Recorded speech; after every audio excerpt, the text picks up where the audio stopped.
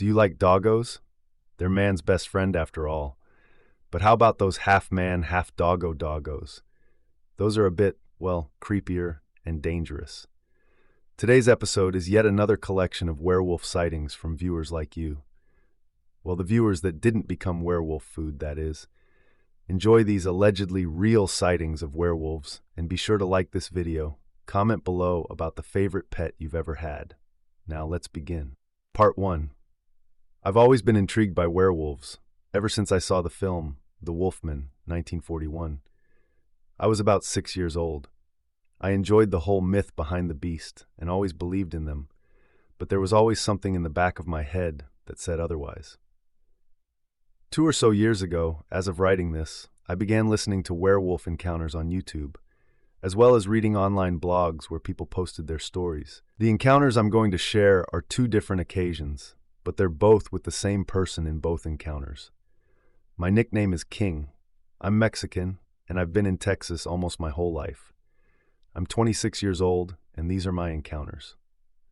My first encounter happened about 11 years ago when I was 15.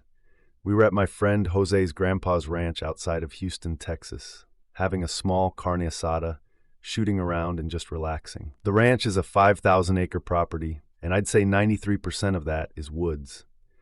There's only about 80 acres cleared that make up the house, stables, and chicken coops. Altogether, I'd say there were about 48 people there or so, including the ranch owners, who were my friend's grandparents, his parents, and Jose himself. There were 4 other friends of ours and their girlfriends too, and the rest were ranch workers and their wives.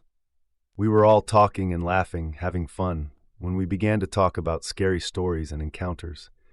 By then, we'd all eaten already, so we were just relaxing and hanging out behind the house by the barbecue grill.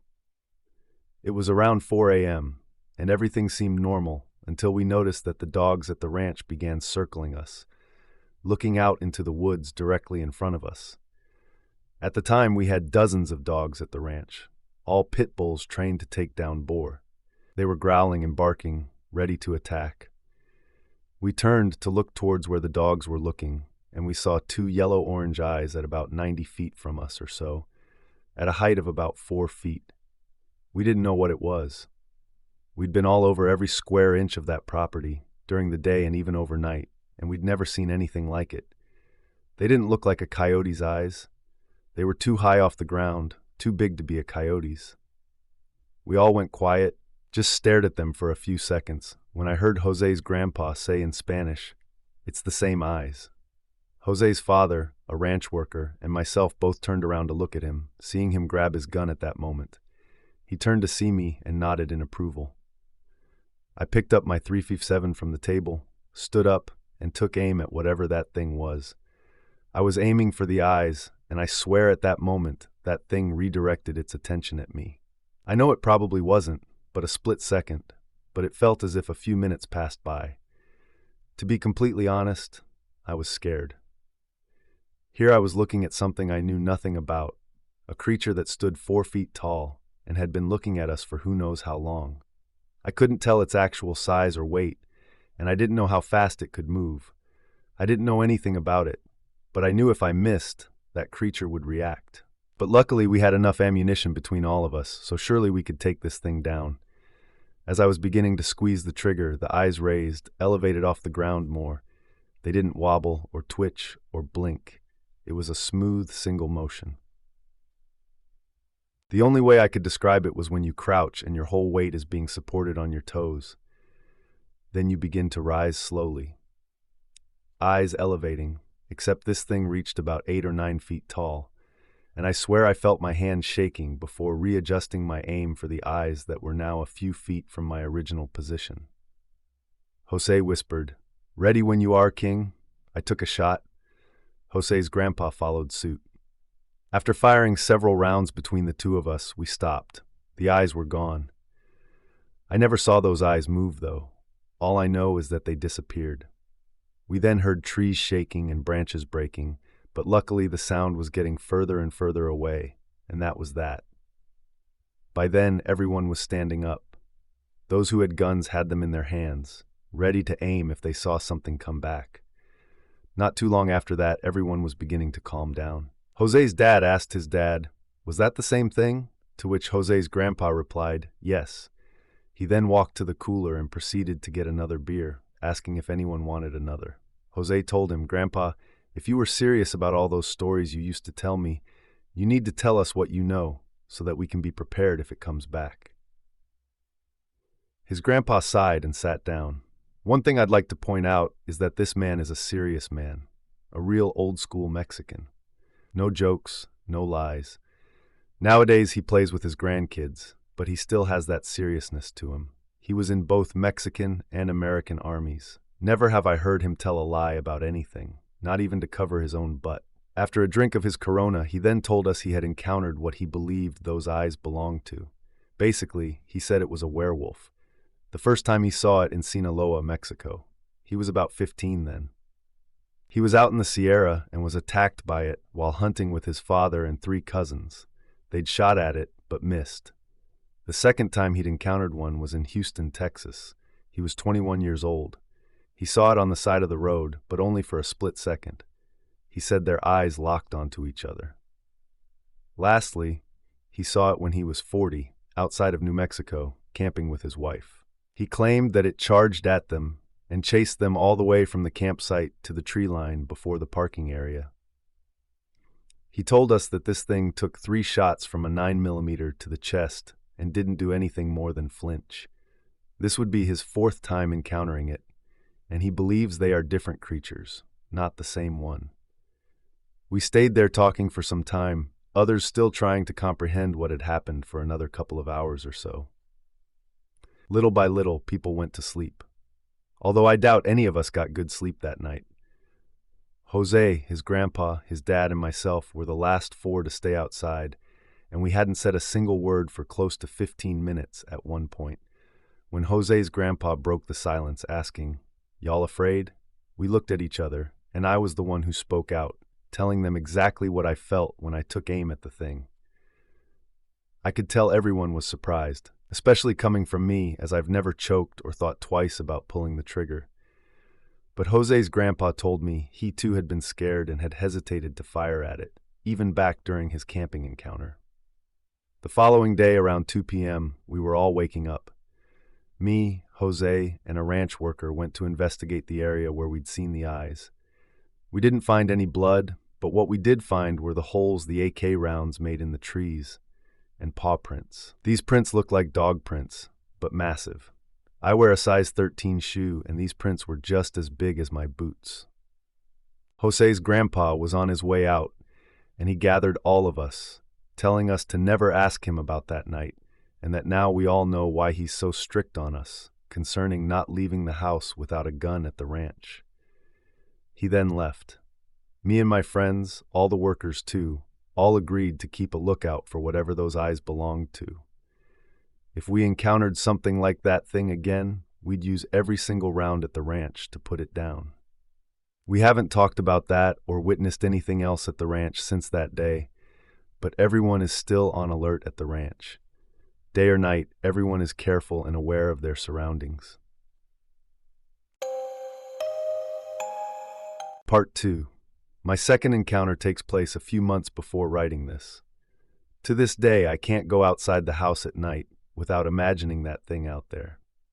It happened in Spicewood, Texas. We had just moved to Lakeway, Texas from Austin. We had been there for a couple of months when I was leaving a client's home where I did some irrigation system repair, and I got a call from my friend Jose, same one from the previous encounter. We talked for a couple of minutes when I heard a miter saw turn on in the background.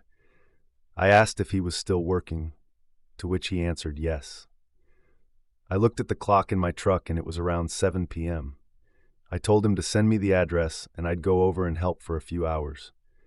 Spicewood is roughly about 15 minutes from Lakeway if you take the back roads through the hills, but I was already on the main road, so I just continued my way, which threw me off about an extra 10 minutes or so. By then it was starting to get somewhat dark. I arrived at the place around 7:30 p.m. The layout of the property was a little difficult to explain, but I'll try my best. The house was located in a cul-de-sac, and it's the only one on that cul-de-sac. The last house before the one Jose was working on was about 5 minutes or so back up the road, and that's 5 minutes driving at 55 miles an hour on country wooded roads. The main road goes downhill from the last house all the way down to the cul-de-sac. The driveway makes an extremely wide U-shape right off the road, and the main house is about 300 feet into the property along the driveway. The house Jose was remodeling was about 800 to 1,000 feet into the property, and by this time the driveway had a retaining wall on the left side, as the driveway also goes downhill and ends in the garage for the guest house. At this point, the retaining wall is about 10 to 12 feet tall, and the patch of trees in between the main road and the driveway is about 150 feet wide by about a 1,000-foot stretch, which connects to the woods behind the garage and the guest house, which also goes downhill perpendicular to the main road and driveway around the back of the place. To get to the guest house from the garage, it's a walk of around 40 feet down cement steps leading to the first story of the house, which is about 50 feet or so down from the driveway and another level of property. The way Jose had parked his truck and trailer, I couldn't park any closer than 500 feet from the garage. There were only 3 lights illuminating the driveway. One was from the main road, which was mostly blocked by trees. The second was on the front door of the main house, and the last one was on the garage. It wasn't well lit, but I had enough light to navigate my way through the driveway. I got to the house and began hopping around. About an hour into working, we were listening to music, talking, when I started to get an uneasy feeling. I looked out of the 3rd-story window and just looked out onto the trees, when all of a sudden I heard Jose ask, "You good, cuz? You straight?" To which I answered, "Yeah, I'm good. Just got a weird feeling for some reason." I honestly didn't know how to explain it, but it felt like someone was looking at me through the window, which of course was impossible. The closest house was a good 30 minutes away on foot, and odds were nobody would be out walking at this time. Not way out here, and the main house was empty, as the people were out in Italy visiting the in-laws. It just felt weird, but it was a familiar weird. "You mean like that night at the ranch, King?" Jose said, and then it hit me. It was exactly like the feeling at the ranch when we saw those yellow eyes. I turned to look at him, and he said, "Yeah, I felt it twice before. Never told the workers, but when we stay late at night, I don't let him go out just in case." I asked if he thought he was being hunted, but he laughed and said, "Nah, 'cause we ain't hunted by no werewolves, I'll tell you that." I smirked, turning toward the window to see if I saw anything in there, while he walked to the light switch, turning the lights off and closing the door. The room was in complete darkness, and we stood there looking for the eyes, but we never saw anything. After a couple of minutes, Jose asked if I had my gun on me, to which I replied no. He took one of his twin hand-K VP9s from behind his waist and handed it to me. I stuck it in my back and walked out the room to continue working. At 10:30, he told everyone to start cleaning up and picking up tools. By 10:50, we were out the door and chilling on the porch, when one of the workers asked if anyone had a lighter. No one did, but I told him I had one in the truck. As I made my way over to the truck, I began to get that weird feeling again, but I remembered I had Jose's gun on me, so I ignored it and made my way up the cement steps and up the driveway. When I was halfway to the truck, I heard what sounded like panting and a dog semi-running in the trees between the driveway and the main road. I ignored it. I'm not scared of any big dogs, and if the worst happened, I could just scare him with a warning shot. I kept walking towards my truck when I saw a big black dog come out running from the trees. It made the 10-foot drop from the trees to about 10 feet from the bed of my truck, like it was nothing, and just started sniffing the air. I've been around a lot of large dog breeds, and I've seen a lot of dog shows on Animal Planet, not to mention the world's biggest dog videos I've seen on YouTube. And this dog, it looked unlike anything I'd seen before. It had pointed ears like a Doberman, but the body was all wrong. It was too wide and bulky. It paced from left paw to right paw, sniffing the air as I continued to get closer. I was in a way amazed to see something so big, so bulky, and at the same time it looked similar to a dog. I love pit bulls, and I love how their muscles show with the right feeding and exercise, so I wanted to get closer to the dog. My mind had completely forgotten about our encounter and how I'd been feeling part of this night. I walked closer and closer until I was about 30 feet away from it. It must have smelled me because it stopped immediately and turned its head slightly to the side. That's when I realized I'd screwed up. This dog had a giant wolf head on it, like an extra wide German Shepherd head. Then it turned its entire body, pivoting on its left rear paw, and from the little light I got from the road light and the house lights, I was able to make out part of its detail. I was mesmerized to see what appeared to be a giant wolf-like creature. I reached for my keys, clicking the unlock button on my keyless entry remote, which made the rear lights turn on, and I was able to see it a little better. It began sniffing, getting closer to me, and it slowly went from 4 legs to what appeared to be a crouching position on 2 legs. As it was sniffing and getting closer, it reached to grab onto the bed of my truck with its hand. Yes, a hand. 4 fingers and a thumb. I was maybe 10 feet away from it when it stopped and looked at me, looking at me from head to toe. It was not yet being aggressive in any way. It appeared to be more curious, analyzing me. At that moment, I slowly reached for the gun on my back, and as I did, this thing slowly stood up to easily towering over me. It must have been 9 feet tall. As I brought the gun to my side, I took advantage of those few seconds to get a good look at it. Most of its fur was black, with a gray color on its chest area and hands. Its head looked like a wolf's, but proportionally larger, maybe 2 to 2.5 times the size of a normal wolf's head. It also had pointed ears and a long muzzle, big circular yellow eyes exactly matching those that we saw at the ranch. It didn't growl or make any threatening facial movements. His arms were long but muscular, ending in hands with long claws. I could tell that whatever he grabbed onto could easily get shredded into pieces, no doubt. His legs were thick, perfect for resistance and carrying his weight around. They were bent back like a dog's legs, and also ended in gigantic rear paws, not feet. It had a bushy tail like that of a wolf, or maybe a golden retriever. By the time I'd finished analyzing it, I had the gun in both hands and was looking at him in the eyes. It then looked down towards my hands, squinting its eyes slightly. It looked back into my eyes and seemed to nod, as if trying to say no. It then let out a slight growl, one that was plenty deep enough to have me nearly trembling with fear. For a moment I thought this was it for me, wondering if it knew what was in my hands. Did it comprehend that it was a gun? Did it know that this thing could possibly hurt it? Just how smart was it? As I was thinking these questions, I switched the gun from my right hand to the left and proceeded to place it on the hood of my truck, which I was right next to. As soon as I let go of the gun, he let out the deepest, loudest howl I'd ever heard.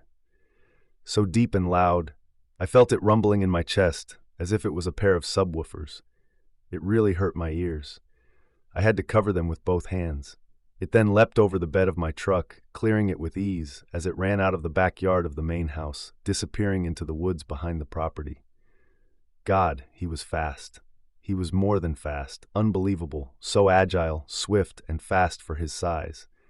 By the time he disappeared into the woods, Jose was running towards me with his gun in hand, looking everywhere and clearing the area. Jose asked me with a shaky voice what I saw. I told him it was what his grandfather warned us about. I didn't want to give details as his workers were there. Then we heard another howl coming from behind us and another one in front of us, overlapping the previous one. It doesn't take a genius to know one ran to the right, and there was no way he was howling behind and in front of us at the same time. So we got into our trucks and got the heck out of there. Jose followed me back into Oak Hill, and we stopped at a bar for a much-needed bottle or two, while I explained what happened. We called his grandpa, who was in Sinaloa at the time, but he wasn't at his property.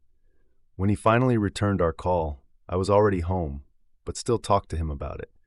We believed that this one was a different one than the one we encountered at the ranch. For the next 3 weeks or so, I woke up to the slightest noise. It was heck, as our AC came on close to 4 times at night. I couldn't walk outside the house at nighttime without thinking one of them would be there. My worst fear is that he is out there, and he'll try to come inside while my family's home and I'm gone. I talked to my son as well as my friends' kids about what happened at the ranch all these years ago. I even mentioned my recent encounter. They believe me, and they've all promised to stay alert at the ranch, and that if they ever see yellow eyes at the ranch, they'll all form a circle, protecting each other's backs, and will make their way back to the house, letting us know what they've seen immediately. Now, I can't say if this is a bunch of men turning into werewolves or a whole different species of animal not yet officially discovered, but what I do know is that that thing must have recognized my gun. It showed signs of dislike as soon as he saw it. They seemed to be extremely adept at hunting. The way those howls sounded. We had been surrounded the whole time and we didn't even know it. I got a hold of a few people I know that are Native American. I shared my experience with them. All three of them come from different tribes, and they all had their own take based on their history. But the thing that all three of them told me that was the same was that these werewolves protect the tribe. They guard the area, making sure no threats come upon them. It knew that I wasn't an enemy. That's why I wasn't attacked. And the way it reacted to my weapon, it was simply asking me to put it away.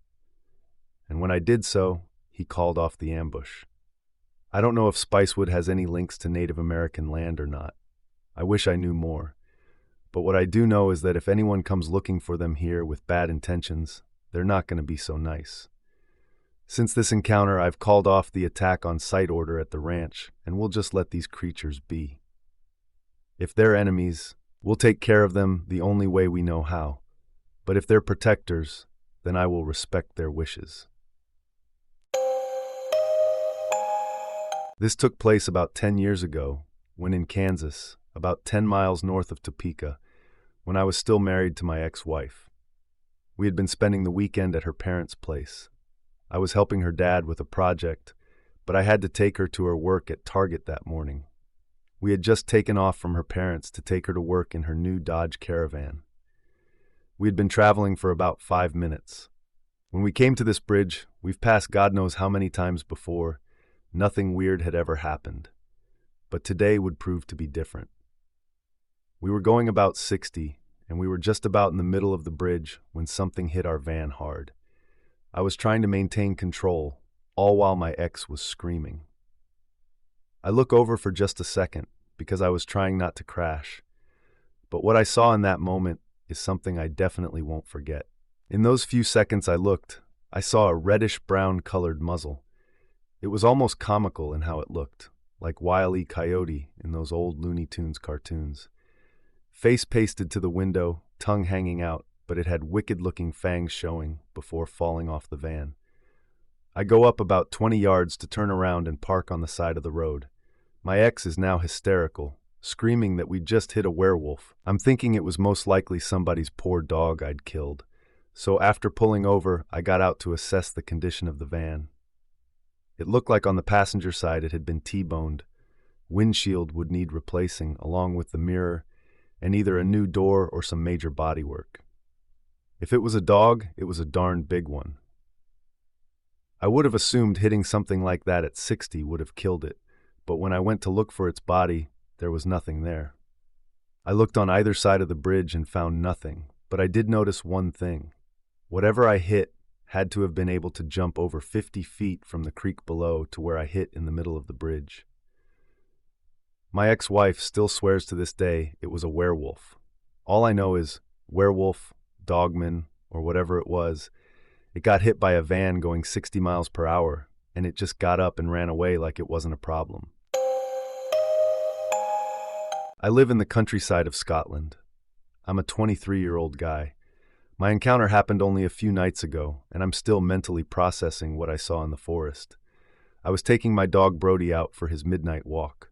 Our walk path cuts through a section of forest close to my house. Basically, nothing happens, and Brody just does what he does, and then we go home. Yet tonight, Brody didn't act at all himself. A few things you need to know about my dog before I continue. He's a mix between Border Collie and a German Shepherd. He's 4 feet tall. He's also a quiet dog and would only break silence if he was spooked. So we were just walking along the path when suddenly Brody stops mid-step, puts his nose to the air. Then I saw his fur bristle, and I heard his deep growling as he started looking in all directions. Logically, I thought maybe a field mouse or even a stray deer was passing through. So I knelt down in front of him and tried calming him down. His response was to spin around and start barking at where we had been walking. I got this warm sensation coming from my chest as if someone had lit a fire underneath my skin. Sweat began breaking out across my forehead. Then I see what Brody must have been spooked by. At first glance, I thought I was looking at a dog. I breathed in a sigh and silently scolded Brody for freaking out at it. Then I get back up and I glance a second time. I realized what I was looking at was not a dog. It was a black-coated wolf, and it was as tall as a Yorkshire horse. Every story my gran used to tell me as a child about werewolves came flooding back to me. I went limp from fear, and I fell to my knees. I kept my eyes on it, but I gripped Brody's collar. I didn't want him to try attacking it and getting himself killed. I'd rather have him by my side, and we could go together. This werewolf had been in a stare-down with my dog all this time, and only when I'd fallen to my knees did it take notice of me. Its glowing gold eyes blinked, and it started to slowly approach us. I glanced at Brody. He suddenly turned from growling to being submissive, as he lay down and rolled over. I let go of his collar and gulped in loudly, and I looked up. Its face was inches away from mine. The werewolf kept staring into my face, as if it could somehow see my soul. It growled, and the sound vibrated through the ground and into my body. I looked down and showed it the back of my neck, then closed my eyes tight, waiting to feel teeth.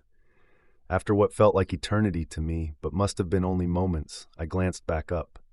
Honestly, a part of me did want to see it again, but it was gone. I knew I hadn't imagined it, because what I heard next was its howling. I pulled myself up off the ground, and Brody did the same. Then we took off running towards home. I've now changed our walking route, obviously because of this experience, and I avoid the forests on full moon nights. Well, that brings us to the end of this episode, but don't you worry, more scary stories are on the way. And if you like these stories, then hit the like button, press the notification bell, and subscribe for more spine-tingling content, and we will see you in the next story.